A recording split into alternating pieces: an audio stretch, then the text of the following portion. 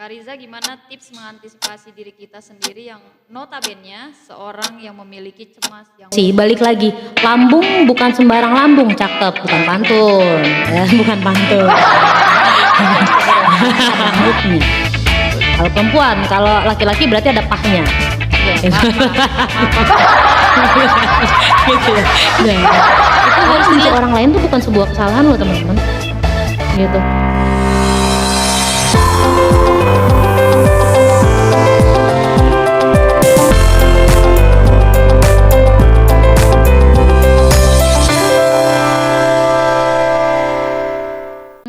Di 2020 ke atas ini permasalahan anxiety jadi hal yang fokus banget di Indonesia, di dunia khususnya ya gitu kan.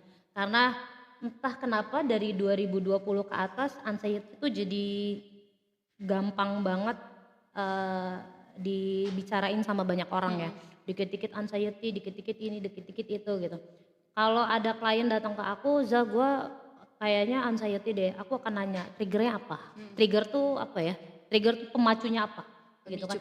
Iya, pemicunya apa, pemacunya apa? Misalnya dia ada trauma di keluarganya, gitu. Dia dikerasin sama orang tuanya, dia korban KDRT. Kalau dari penyakit bisa nggak sih Kak? Kayak lambung mungkin? Ini nih, Ya kan? Kak Indah. Pernah dengar soalnya. Ada satu buku judulnya Mind Body Machine, itu karangannya Adiwe Gunawan. Beliau adalah praktisi ISQ, bukan ISQ ya, apa gitu pokoknya. Nah, dan itu pemerhati training lah ibaratnya gitu kan. Nah, beliau tuh mengatakan bahwa hampir 99% penyakit berasal dari emosi. Nah, hampir 99% setiap penyakit itu berasal dari emosi. Balik lagi, lambung bukan sembarang lambung, cakep, bukan pantun, ya, bukan pantun. Bukan, gitu. Nah, asam lambung sendiri itu kan kalau kata dokter Tirta sebenarnya emang udah ada gitu. Tapi kan sifatnya normal kan. Tinggal dilihat pemicunya apa. Apakah stres, salah makan. Orang yang kebanyakan makan tepung-tepungan itu pasti punya asam lambung. Betul. Gitu. Orang yang keseringan makan pedas pasti asam lambung. Pasti ada mahnya. Betul. Kalau perempuan, kalau laki-laki berarti ada pahnya. Iya, Gitu. Gitu ya. Nah, itu harus dilihat lagi tuh, apakah dari penyakitnya. Aku tipe orang yang percaya ketika orang udah anxiety pasti dia kena mah. Berarti yang harus dinetralisir apanya dulu? Anxiety-nya. Kita harus tahu apa yang bikin kita cemas. Kayak tadi, presentasi gugup wajar nggak? Wajar. Sampai pingsan wajar nggak? Enggak dong. Enggak, berarti ada yang salah. Apa nih? Apakah dia trauma ketika dia tampil di depan pernah disuarakan, "Wuh jelek," gitu, "Wuh matanya mencong," gitu. Misalnya kan kita nggak tahu kan, "Wuh topinya miring," gitu. Jadi dia terpicu, dengkulnya gemeteran sampai pingsan, gelap semuanya. Nah itu kalau udah kayak begitu, treatment yang pertama kali harus dibawa ke profesional. Gitu, harus dicek apakah punya trauma atau gimana. Gitu. Jadi kalau mau bahas anxiety sendiri itu prosesnya panjang gitu. Kita harus lihat apa yang bikin kita cemas. Ada lagi, yang umumnya terjadi itu biasanya dihadapin sama Gen Z. Nah, katanya Gen Z tuh tiap jam 12 malam ke atas overthinking. Nggak bisa tidur katanya. Baru bisa tidur jam 2, jam 3, jam 2, jam 3. Itu ngepet kali dia. Keliling ya. Jangan Kalau gitu. saya emang iya. Apa? Oh gitu. Saya nggak bisa tidur di bawah jam 12 kebetulan. Di bawah jam Tapi 12. Tapi nggak overthinking. Saya scroll TikTok. Nah itu sebenarnya. Main jerak-jeduk. Nah itu sebenarnya itu yang harus dinetralisir adalah paparan dari sosial media tadi. Betul. Itu yang kayak tadi aku bilang tuh Bu Indah. Aku kalau mau diterusin jam 12 malam gak tidur, itu baru bisa tidur habis subuh. Ya, tapi kan gak sehat ya kayak gitu ya teman-teman gitu kan. Mengingat usia aku juga belum terlalu tua tapi gak muda-muda banget gitu kan. Tapi gak muda-muda banget, itu juga gak boleh ya teman-teman gitu. Itu yang harus dicek dulu gitu. Misalnya jam 12 malam nggak bisa tidur gara-gara apa? Oh, scroll TikTok yang kebanyakan, media sosial, yang mata tuh sampai nggak lelah-lelah banget gitu. Atau kalaupun lelah tapi kok nggak bisa tidur Iya betul. gitu, tapi nggak overthinking. Nah itu karena radiasi Handphone. handphone tadi gitu. Jadi ya di screen time tuh penting loh. Gitu. Apalagi buat seusia teman-teman kalau nggak terlalu penting-penting banget bersosial media nggak usah lah gitu. TikTok tuh isinya apa sih? Kalian tuh explore apa sih ya kalian?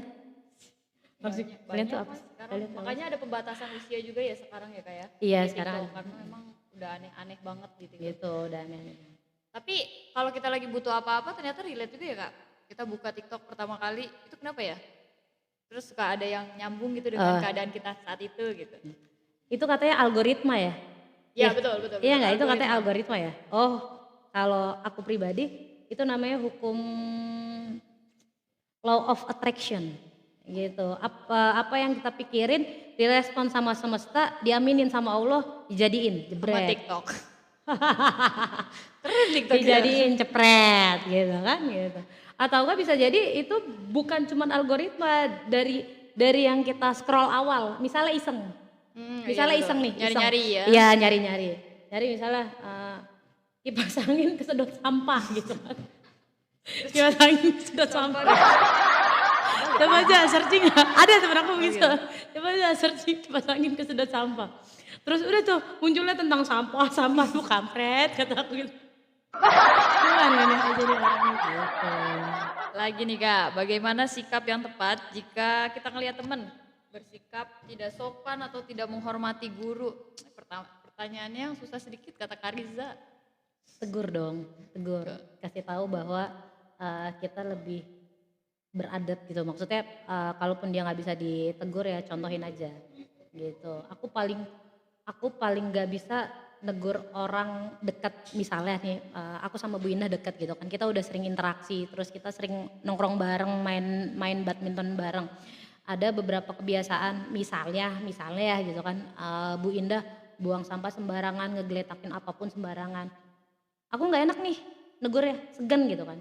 Ya udah, aku cuman punya kebiasaan, aku ambil sampah aku masukin kantong. Aku punya kebiasaan gitu. Karena guru ngaji aku pernah bilang, sebenarnya ketika kita buang sampah sembarangan, itu bisa jadi tukang sampahnya nggak ridho sama sampah kita. Ketika tukang sampah itu nggak ridho, iya panjang ini soalnya. Ya ketika tukang sampah itu nggak ridho, itu bisa jadi alasan buat kita nggak masuk surga. Ada contohnya, ada seorang syekh itu beli kurma di sebuah pasar. Beli kurma untuk kebutuhan berapa hari gitu. Sampai akhirnya ketika udah nyampe depan tukang kurma, ada satu kurma jatuh, beliau ambil, beliau makan. Ketika sampai rumah selama seminggu selama seminggu kalau nggak salah Rasul tuh nggak datang di mimpinya. Padahal ulama tersebut itu terkenal banget, masyhur lah namanya, sama ceritanya kalau Rasul tuh sering banget datang ke mimpinya beliau. Sampai akhirnya di tiap ibadahnya beliau nanya, ya Rasulullah kenapa engkau tidak pernah hadir lagi ke hadapan aku gitu. Sampai pas dimimpiin perkara kurma itu gitu. Kamu melakukan sebuah kesalahan, makanya ibadahmu tidak diterima selama 40 hari. Ketika ibadah tidak diterima, Rasulnya nggak hadir. Gitu. Setelah ditelisik itu penjual kurmanya sudah meninggal, digantiin sama anak ya. Cuman perkara kurma. Itu syekhnya tuh, gitu kan. Itu cuman perkara kurma teman-teman. Nah, pas nyampe tukang kurma ditanya, waktu itu saya pernah berapa bulan yang lalu gitu. Saya beli kurma di sini, ada satu kurma jatuh, saya ambil, ternyata itu bukan kurma saya. Saya pikir itu bagian dari saya gitu kan. Oh ya udah, kamu saya maafin, insya Allah keluarga saya maafin, tapi kamu bantuin saya jualan. Setelah bantuin jualan, Rasul udah mulai hadir lagi di mimpinya. Bayangin teman-teman, kalau itu seorang syekh ibadahnya nggak diterima, gimana saya gitu kan? Yang ibadahnya jarang-jarang, cuman gara-gara sampah. Nah, proses negurnya saya itu kayak gitu. Saya nggak mungkin ambil dong dah, ini nggak sopan, enggak. Saya ambil, saya masukin kantong. Makanya ketika saya nyampe rumah itu isi tas pasti isinya sampah, isi kantong pasti isinya sampah, dan saya buang di tong sampah rumah. Atau kalau misalnya emang urgent banget, masukin tong sampah yang umum. Iya. Gitu, yang kira-kira nggak ada pemiliknya lah. Iya. Gitu. Kayak di GBK kan banyak tuh tempat sampah umum gitu kan. Terus kalau di mall-mall, nah udah nitip aja situ. Gitu. Tapi kalau misalnya kita makan di sebuah rumah makan, terus kita bawa makanan dari luar, usahakan bilang sama abangnya, bang saya titip sampahnya ya. Waduh, sesederhana itu, hati-hati Sesederhana ya. itu, hati-hati teman-teman. Gitu. Itu namanya waro Bu Indah. Banyak nih sampah dari sampah aja luar biasa loh. Dari sampah aja jadi punya etika kan? Betul. Gimana dari keakraban guru sama murid Iya, gitu kan, teman jadi sama balik teman. lagi nih ke tema Balik kita lagi ke ini. tema kita. Soal menegur tadi Kak, saya menarik nih. Kalau saya sebagai guru ngerasain 3 tahun, baru 3 tahun saya Kak, jadi guru. Insyaallah. Ngerasain negur siswa. Hmm. Ada kalanya ketika kita negur dengan yang baik-baik, friendly, istilahnya kayak sahabat lah ke anak-anak. Justru anak-anak menerimanya jadi kayak temen.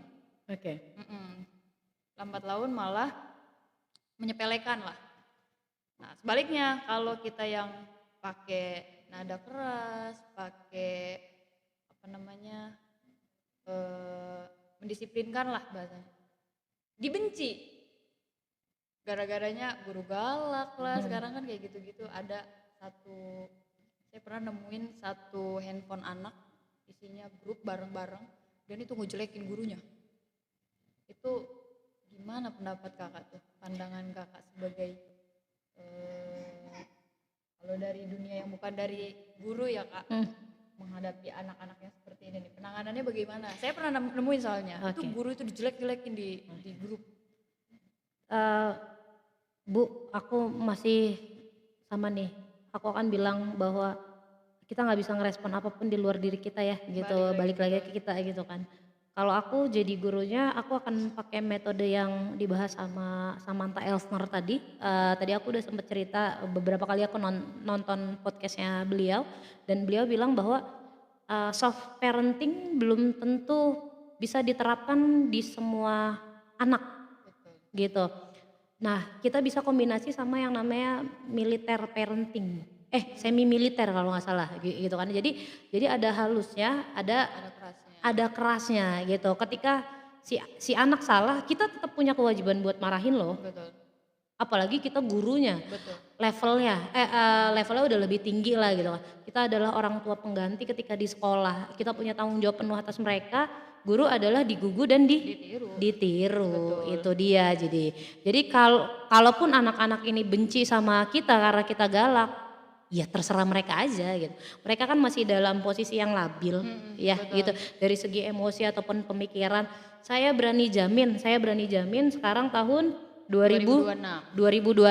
Mereka yang ngebenci guru-guru yang galak itu di 2030 akan berterima kasih. Akan sadar ya? Iya, akan sadar dan berterima kasih. Bu, makasih ya karena saya udah digalakin gitu. Karena dari galakan ibu tuh saya tahu loh bahwa ternyata saya salah bersikap kayak gini, nggak apa-apa, tegur aja. Gitu. Terus kalau ditanya harus gimana, itu tadi balik lagi.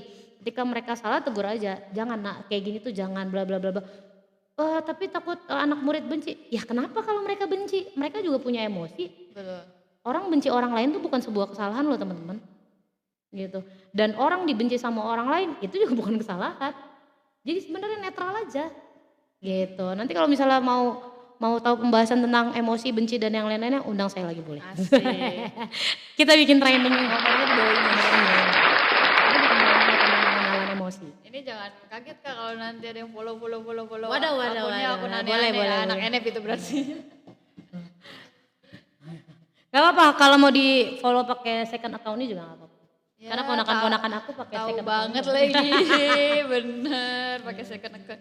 Kak, gimana cara membatasi diri supaya gak terbawa arus negatif dalam dunia pertemanan tanpa harus menutup relasi yang lagi kita bangun? Nice, itu bagus banget. Keren. Aku punya 2 sampai 3 kali kesempatan buat ngasih orang lain deket sama aku. Ketika di kesalahan ketiga dia masih ngulangin kesalahan, oh cukup kita cuma temenan aja, kita nggak deket. Kalau aku gitu, kalau aku pasang boundaries atau pasang pagar atau pasang bentengnya gitu, gitu. Karena aku khawatir kebawa arus sama dia. Misalnya, aku temenan sama semua orang teman-teman. Di lingkungan apapun aku temenan sama semua kalangan, alhamdulillahnya gitu kan. Aku punya teman-teman di kantor yang kalau ngomong tuh wah luar biasa, masya Allah, tabarakallah deh mulutnya gitu. Semoga mereka-mereka nggak ada yang nonton gitu kan.